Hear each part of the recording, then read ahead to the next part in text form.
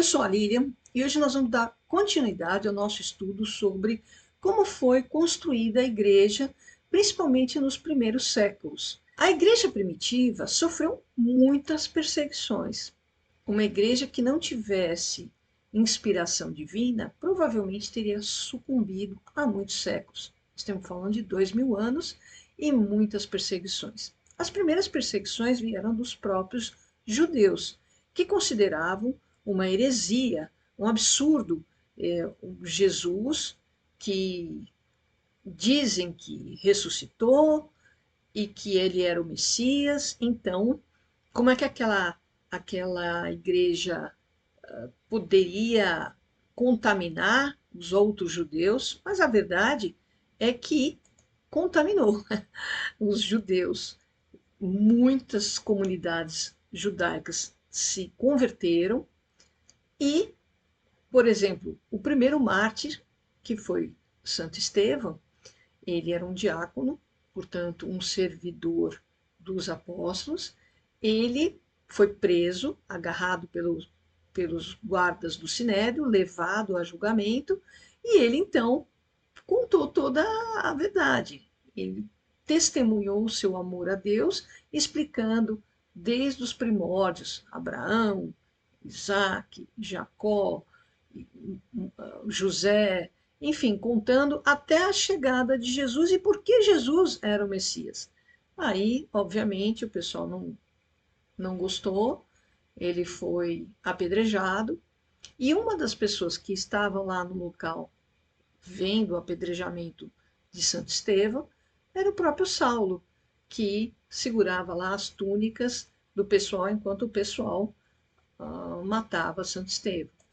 Saulo foi então crescendo. Saulo, para vocês terem uma ideia, ele era um fariseu, uma família rica, comerciante. Ele tinha um bom status, ele estudou na escola de Gamaliel, que era um sacerdote muito inteligente, um escriba, doutor da lei, que ensinava a cultura judaica. E Saulo era muito convicto de que era um absurdo esses cristãos destruindo a nossa cultura, os mandamentos, e ele então tinha muita confiança por parte do Sinédrio e tinha autorização. Ele matava mesmo, matava, entrava nas casas de judeus considerados convertidos, matava mulheres, crianças e inclusive perseguia. Nessa confusão, muitas famílias fugiram de Jerusalém. Subiram para outros lugares, Ásia Menor, para a Síria, para o norte da África, com medo dessa represália. Numa dessas, que Paulo, com a carta representando o Sinédrio, para ir lá prender os judeus que tinham fugido, e ele então, nessa estrada para Damasco, vê aquele clarão e escuta a voz de Jesus dizendo: Saulo, Saulo, por que me persegues? E Saulo, assustado, fala: mas quem é o Senhor? Eu falo: sou Jesus. Aí ele cai em si, obviamente ele ficou cego, e Jesus fala para ele ir até Damasco encontrar um homem que vai chamar Ananias, que iria explicar tudo para ele. Então, veja, Saulo, de perseguidor, virou um grande apóstolo, porque ele entendeu que realmente Jesus era o Messias. E nesse contexto, você também vê como Jesus está ligado às comunidades cristãs, porque ele fala: porque me persegues? Você está perseguindo essas pessoas, mas você está me perseguindo. E eu sou Deus. Nessa história toda, Ananias vai, cura ele, explica tudo, e Saulo, então, vira Paulo, São Paulo apóstolo. Mas, diante de coisas boas, também vem coisas ruins. A perseguição em Jerusalém é forte, muitos são presos, mortos. São Tiago, irmão de João Evangelista, ele é preso e decapitado por Herodes Agripa. E isso agradou os judeus. Então, logo em seguida, o Herodes Agripa também prende Pedro, porque Pedro era um líder religioso, queria também agradar o povo judeu, lembrando sempre que a família de Herodes não era judia, então não era muito bem vista pelos judeus, mas eles acabavam aceitando, porque por trás de Herodes tinha o Império Romano. Então, não tinha muito o que discutir ou debater, ou questionar esse governo de Herodes.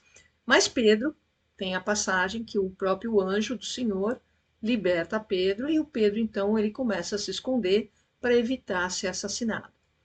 Como consequência dessas perseguições e dessa caminhada, os apóstolos, eles iam nas sinagogas, eles iam nos templos não só de Jerusalém, mas os templos pagãos, em Atenas, em outras cidades de outros deuses, mas eles iam pregar o evangelho com muita parresia, com muita vontade, inspirados pelo Espírito Santo, explicavam os pormenores, os detalhes, e muita gente se convertia.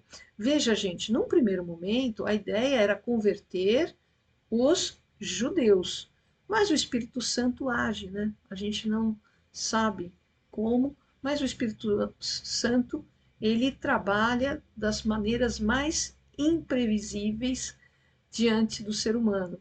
E muitos pagãos se convertiam. Então, Paulo percebeu isso. Essa renovação, essa contestação do judaísmo era também uma renovação de fé de muitas outras religiões e crenças. As pessoas recebiam muito bem.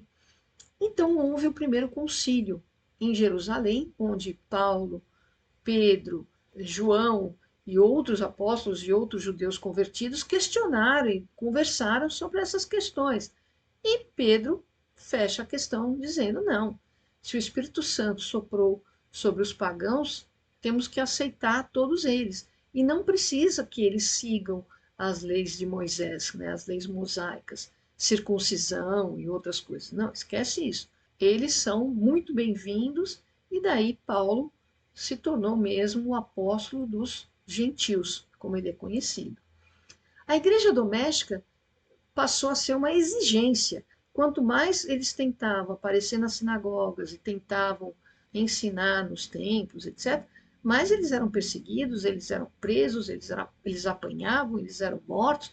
Então começou-se a criar uma espécie de igreja doméstica, onde os cultos eram celebrados na casa de algumas pessoas. As pessoas se colocavam à disposição dos apóstolos e lá eles faziam os ritos, né, as liturgias, a fração do pão, relembrando a instituição da Eucaristia.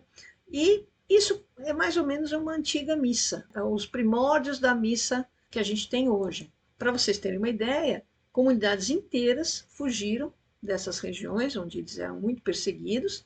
Graças a isso também, você tem a propagação em grandes cidades do Império Romano, chegando até o cristianismo, até Roma, a capital do Império Romano.